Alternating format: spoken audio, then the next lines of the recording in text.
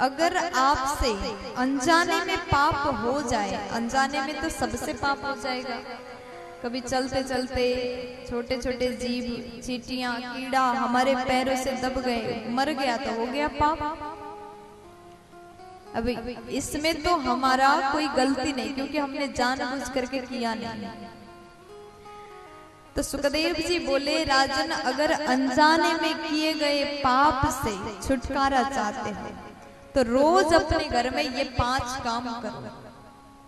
रोज अपने घर में ये 5 काम करिएगा। अगर आप ऐसा करते हैं तो अनजाने में किए गए पाप से हमें मुक्ति मिलेगा। कौन से वो 5 काम है? पंच महायज्ञ करो। सर्वप्रथम घर में जब आप रोटी बनाते हो तो पहली रोटी गाय को। आपके घर में गाय है? कौन कौन ने अपने घर में गाय रखा है? अरे वाह, आप सबके घर में गाय है, क्या बात है। इसीलिए तो गांव के लोग स्वस्थ रहते हैं। जहां जहां पर गौ माता रहती है वहां का वातावरण पवित्र हो जाता है। गाय के दुग्ध पीने से व्यक्ति को अमृत पीने का गुण प्राप्त होता है, क्योंकि गौ दुग्ध में अमृत समान गुण मिलता है।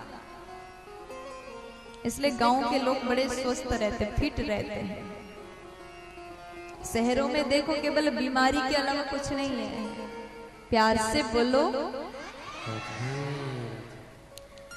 तो पहली रोटी गाय को दो, ये पहला यज्ञ है। अगर आप रोज गौ माता को रोटी देते हो, रोटी खिलाते हो अपने हाथ से, तो एक विशाल यज्ञ समान फलदायक है।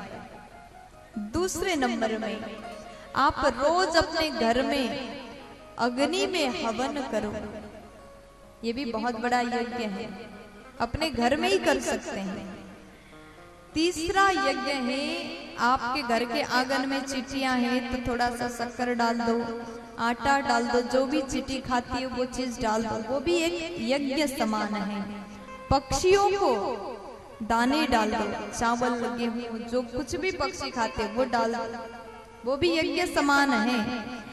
और चौथे नंबर में है संत सेवा। आपके घर में, आपके गांव में अगर साधु संत आए हैं तो उनका सेवा करो, जितना बन सके उतना सेवा करो, ये भी यज्ञ से कम नहीं। और 5वें नंबर में है अतिथि सेवा। आपके घर में आए अतिथि की सेवा करो।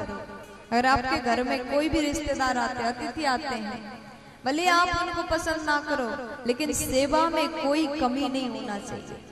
क्यों? क्योंकि अतिथि देवो भव। घर में आए अतिथि चाहे कितना भी बुरा क्यों ना हो, वो देवता कहते हैं, भले आपको पसंद ना हो। इसलिए आपके घर में आपकी ननंद आए तो मुंह मत बनाना, खूब बना बना करके खिलाना, घी लगा लगा करके रोटी खिलाना, ताकि ननंद खुश हो जाए तो आपसे पुण्य भी हो जाएगा। फिर भी कहा जाता है घर में जो भाभियां ननंद के आने पर चिढ़ती है, ननंद के आने पर मुंह बनाती है। कहीं कहीं के भाभी तो ऐसी भी होती है, जब ननंद आए तो अपने अलमारी में पहले से ताला लगा दिया, कहीं 2-4 साड़ी ले न जाए, है ना। इतना डर ननंद से रहता है।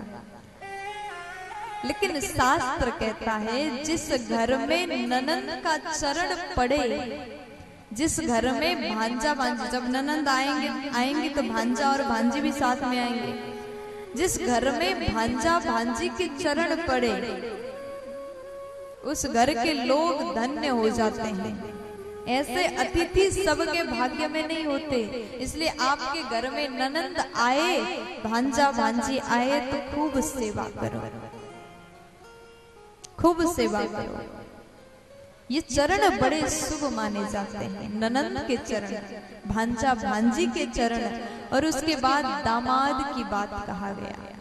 दामाद जी जब घर आए, वैसे दामाद को तो बहुत सेवा स्वागत सब कोई करते हैं, दामाद की सेवा तो सब करते हैं, ये तो सबको पता है।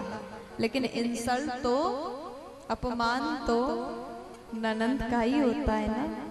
प्यार से बोलो। राधे राधे।